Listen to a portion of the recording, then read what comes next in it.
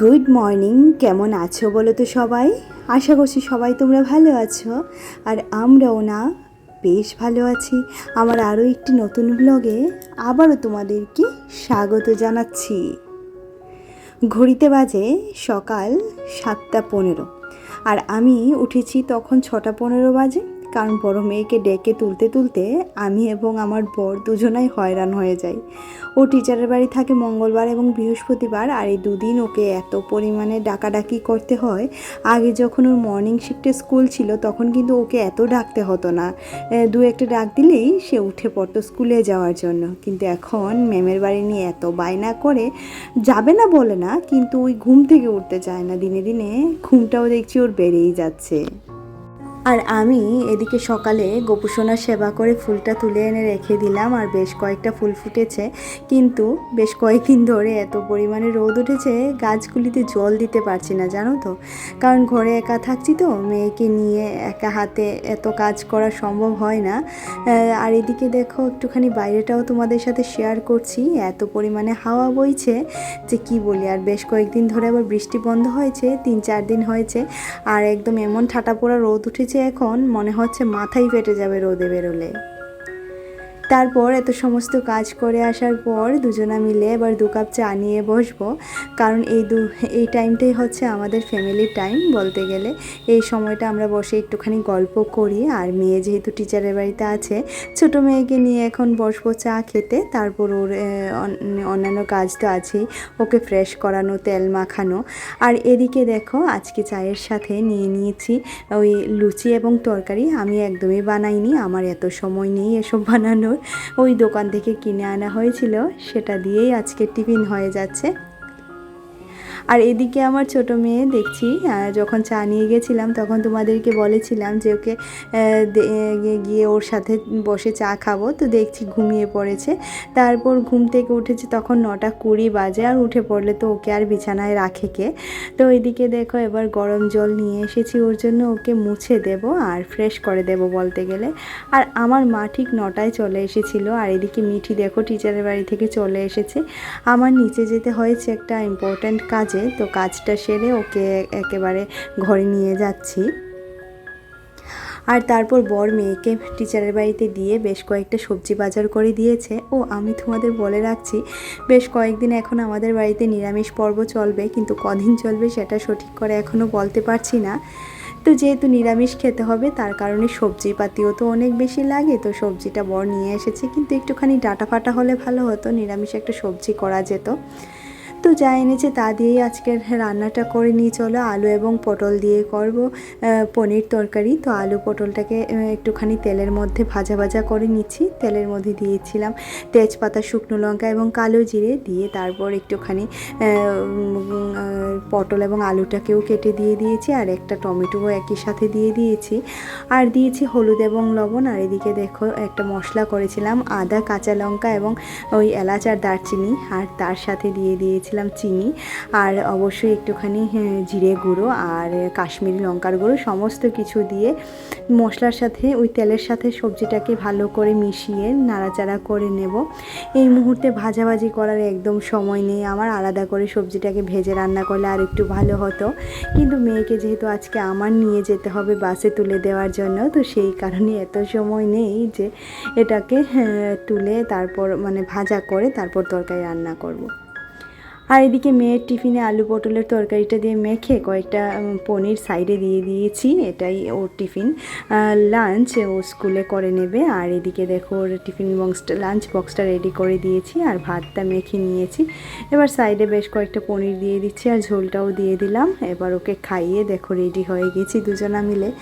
আর এখনও সেরকমভাবে টাইম হয়নি, স্কুল অ্যাপে দেখছিলাম এখনও বাস অনেকটাই দূরে আছে, তো সেই কারণে একটু বসেছি। আবার মেয়েকে বলছি বাবা চল বেরিয়ে যাই, যদি রিক্সা না পাই তাহলে হয়ে যাবে সমস্যা, কারণ এত ভারী ব্যাগ নিয়ে তুই একা হেঁটে তো যেতে পারবি না, ব্যাগটা আমারই নিতে হবে। তো সেই কারণে আমরা দুজনা বেরিয়ে পড়লাম। আর এদিকে দেখো মিঠি কিন্তু মিঠির জুতোগুলি হাতে করে নিয়ে নিচে গিয়ে পড়ে। যবে থেকে সে নিজের হাতে নিজে জুতো পরতে শিখেছে তবে থেকে কিন্তু সে এভাবেই পরে, কারণ যেহেতু আমি সিঁড়ি প্রত্যেকদিন ঝাড়ু দিতে পারি না, আর একদম সিঁড়িগুলি না হলে বালি বালি হয়ে যায় জুতো নিয়ে উঠলে, তো তাকে এই অভ্যাসটাই আমি করিয়েছি। সে কিন্তু সব সময় নিজের জুতো হাতে করে নিয়ে নিচে নামে এবং তারপর এখানে হাত ধোয়, তারপর স্কুলে যায়। আর এদিকে মা মেয়ে দুজনে এবার হাঁটতে শুরু করলাম ছাতা মাথায় দিয়ে। আর ওর ব্যাগটা আমার কাঁধে এত পরিমাণে ভার ব্যাগটা, তো বলছিলাম প্রত্যেক দিন এত বই নিয়ে কি করিস, তো বলছে ম্যাম আমাকে বলে প্রত্যেক দিন বই নিয়ে যাওয়ার জন্য। আর এদিকে দেখো প্রচুর রোদ উঠেছে, এবার ওকে বাসে তুলে দিয়ে এসে বাকি সমস্ত কাজ তো করতেই হবে। আর রিক্সা পাইনি, যেরকমটা বলেছিলাম প্রত্যেকটা রিক্সা বুকড হয়ে যাচ্ছিলো। আর এখানে আমি দেখো এবার বাড়ি ফিরতে তো এসে দেখো এখানে জলটা নিয়ে বসেছি। এত গরম লাগছিল, গালগুলি পুরো জ্বালা করছিল। তারপর আকাশে দেখছি বেশ মেঘ হয়েছে, জানো তো, এখন মনে হয় বৃষ্টি হবে, কিন্তু সেরকম বৃষ্টিটা আবার হচ্ছে না। যখন হয়তো একদম পুরো পচিয়ে দেয়, আর যখন হয় না তখন হয়ই না। আর আমার না একটা কথা আজকে তোমাদের সাথে শেয়ার করতে খুব ইচ্ছে করছে। তোমাদের কার কার আমার মতো হয় বলো তো? আমি না এমন একটা মানুষ যে খুব কম মানুষের সাথে মিশি বা খুব কম মানুষের সাথে কথা বলতে পারি। এই যে মেয়েকে নিয়ে বাসের স্টপেজে যাই, আমি কিন্তু এই 1 বছর হলো ছোটো মেয়ের প্রেগনেন্সি আসার পরেও আমি ওকে মিঠিকে নিয়ে গেছি, এমন নয় যে নিয়ে যাইনি। তারপর লাস্টের দিকে যাইনি, প্রায় এখন 6-7 মাস হয়েছে মিঠির বাবা ওকে নিয়ে আসছে, কিন্তু আমি যাচ্ছি না। আর আমি না ওইখানে দাঁড়িয়ে যে একটুখানি সময় নষ্ট করব বা একটু কারোর সাথে কথা বলবো বা একটু সবার মতো গসিপ করবো দাঁড়িয়ে, সেটা না করতে পারি না। আমার মনে হয় টাইমে আমি মেয়েকে নিয়ে যাব, আবার টাইমে মেয়েকে দিয়ে আমি আবার চলে আসব। আসলে কি বলো তো, আমি আমার নিজের যতটুকু সীমানা বা নিজের যতটুকু গণ্ডি, ঠিক ততটা গণ্ডিতে থাকতেই পছন্দ করি। কিন্তু আমার এই ভালো মানুষের স্বরূপটা না আবার সকলে পছন্দ করে না। বেশ অনেক ঝামেলা, অনেক ঝঞ্ঝাটের মধ্যে না আমাকে আবার জড়িয়ে ফেলে, সেটাই হয়েছে আমার যত সমস্যা। কিন্তু কিছু করার নেই। আর আমার যদি কোনো কিছুতে দোষ না থাকে, তাহলে আমার গায়ে যে যতই পারুক না কেন, যে যতই যা করুক না কেন, সেরকম আমার কোনো কিছুই গায়ে লাগবে না, যে সেটা আমি জানি। তো যে যাই বলুক না কেন, আমার কিন্তু কোনো কথাই কোনো কিছুতেই গায়ে লাগে না। সত্যি কথা বলতে আমি কোনো কিছুই আমার গায়ে মাখি না। আমার মনে হয় ভগবান একজন আছেন, উনি সবই দেখছেন। আর সত্যি কথা বলতে কি, আমি আমার জয়রাম এবং আমার গোপাল সোনাকে এতটাই পরিমাণে মানি এবং ওনার উপরে আমি সমস্ত কিছু দিয়ে রেখেছি যে উনি দেখবেন। আসলে কি বলো তো, এই পৃথিবীতে যত সমস্ত মানুষ তোমার সারাউন্ডিংসে আছে, তুমি সবসময় মনে রাখবে সব মানুষই কিন্তু স্বার্থপর। একটা না একটা টাইমে যখন স্বার্থ ফুরিয়ে যাবে, তখন কিন্তু সে তোমাকে দুধের থেকে মাছির মতো তুলে ফেলে দেবে। আর এটাই হচ্ছে বাস্তব। আর আমি এই জিনিসটা বেশ ভালো করে এখন বুঝে গেছি যে যখন যার দরকার সে তোমাকে ইউজ করবে, আর যখন দরকার শেষ, প্রয়োজন ফুরিয়ে যাবে, তখন কিন্তু সে তোমাকে ছুঁড়ে ফেলে দেবে। আর এটাই হয়ে এসেছে এত বছর, আর এটাই এখন হচ্ছে। আর তার কারণে না আমি যবে থেকে এই জিনিসটা বুঝতে শিখে গেছি যে এটাই বাস্তব, তবে থেকে আমি এখন আর কষ্টও পাই না। আর আমি তো কখনো কারো কাছ থেকে কিছু এক্সপেক্ট করি না যে সে আমার জন্য এটা করবে। আমার দুখানা মেয়ে এবং আমার বর নিয়ে আমি বেশ ভালো আছি। আমার গোপোষণাকে নিয়ে আমি আমার গোপোষণার সংসারে আছি, কখনোই বলি না এটা আমার নিজের ঘর, কারণ গোপোষণা থাকতে দিয়েছেন, সে কারণে মাথার উপর ছাদ আছে। গোপোষণা যেদিন চাইবেন মাথার উপরে ছাদটাও আর থাকবে না। তো এটাই মনে করে আমি আমার নিজের সংসারের মানুষগুলিকে ভালোবেসে থাকতে চাই। অবশ্যই তাদেরকে নিয়ে, তাদের পাশে থাকতে চাই, তাদেরকে নিয়ে চলতে চাই এবং ভগবানের কাছে প্রতিদিন এটাই প্রার্থনা করি, আমার মানুষগুলিকে যাতে ভগবান সবসময় ভালো রাখেন। অবশ্যই করে যেন ভগবান তাদেরকে সবসময় সুখী রাখেন। আর এদিকে দেখো তোমাদের সাথে কথা বলতে বলতে এদিকে না আমি আমার বিছানাটাকে গুছিয়ে নিয়েছি, বেড কভারটা তুলে নিয়েছি, কারণ আগামীকাল মাসি কাপড় ধোবেন, তো সেই কারণে আজকে থেকে রেডি না করে রাখতে পারলে না হচ্ছে না, কারণ ওই ছোটো মেয়েকে নিয়ে কাজ করতে একটুখানি অসুবিধা হয়ে যায় তো।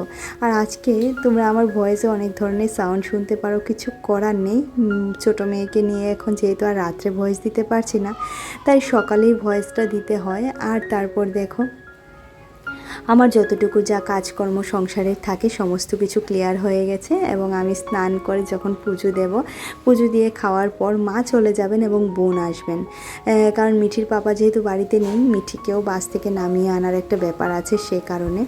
আর এদিকে সমস্ত ঘরদোর ঝাড়ু দিয়ে নেব এবার, কারণ সন্ধেবেলা সন্ধে দেব, পুজো দেব।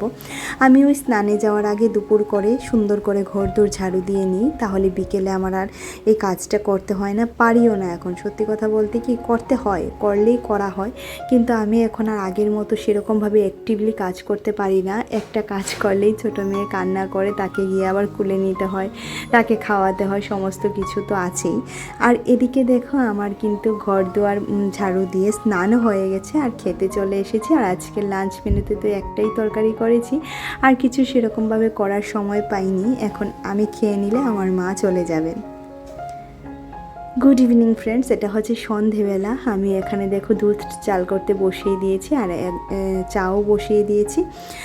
বোনটাকে বললাম একটুখানি চা খেয়ে যাস, ও আবার মিঠিকে নিয়ে এসেছে। মিঠিকে আনতে গেলে না এখন ওই প্রায় 5:30 বেজে যায়, ওর বাস এখন এত লেট করে আসে যে কি বলি।